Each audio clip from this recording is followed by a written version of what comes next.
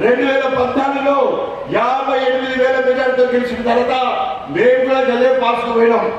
కేసీఆర్ దగ్గర పోతే రాజయ్యను పట్టుండి వాళ్ళందరూ వెళ్తారని చెప్పి, రాజయ్య ఈ రాష్ట్రానికి నువ్వు హెల్త్ మినిస్టర్ కావాలనుకున్నావు, కానీ హెల్త్ మినిస్టర్తో పాటు ఉప ముఖ్యమంత్రి ఇస్తున్నాను కేసీఆర్ గారిని.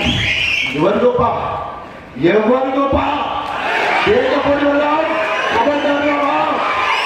డబ్బు వెళ్ళామా? Given subject, given place, given time, I'm ready to fight to you. ఎక్కడ నాతో పోటీ నువ్వు 4 ఏళ్ళతో చేస్తే, నువ్వు 4 ఏళ్ళతో వెళ్తే 12,000, 33,000, 57,000 చేస్తే చరిత్ర నాదిక్కడ, నా పథకం ఎక్కడ, నా మాదిగ జాతి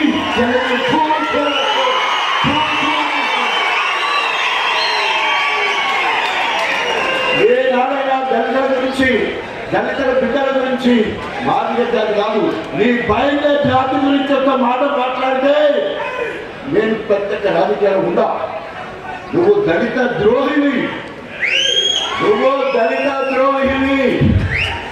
అందరు నిన్ను ఆ మంత్రిగా ఉన్నప్పుడు దళిత దొరాడిని వీరిని దళిత దొరాడు పాడగా ఆందోళన చెప్పడానికి గర్వపడాలి.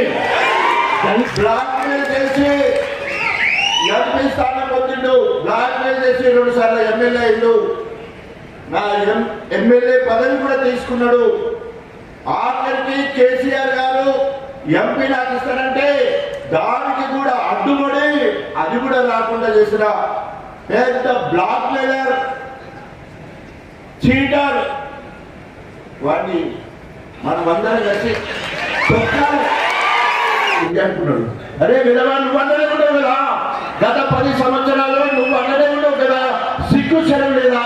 నువ్వు ఎట్లంటే ఆ పార్టీలో ఉండి నువ్వు గణపురానికి నాకు పోటీగా ఇన్ఛార్జి గణపురాన్ని తెచ్చుకుంటావు కదా, నేను ఇన్ఛార్జి ఎమ్మెల్యే ఉన్నాగా నీకు మొత్తము వరంగల్ అనుకున్నాక పోగా గణపురమే నాకు ఇన్ఛార్జి కావాలను. ఎందుకు కావాలను?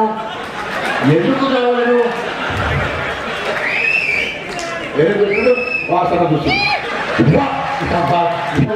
అభివృద్ధి లేదని కళ్ళ ముందు పచ్చని పంటలు కనబడుతుంటే, బళ్ళు కనిపిస్తుంటే, గుళ్ళు కనిపిస్తూ ఉంటే, ఇంత గొప్పగా పాలన జరుగుతూ ఉంటే, ఇంత మంచి పార్టీ ఉంటే సిగ్గుశరం ఉండదు, పోయేదానికి సిగ్గుశరం ఉండదు.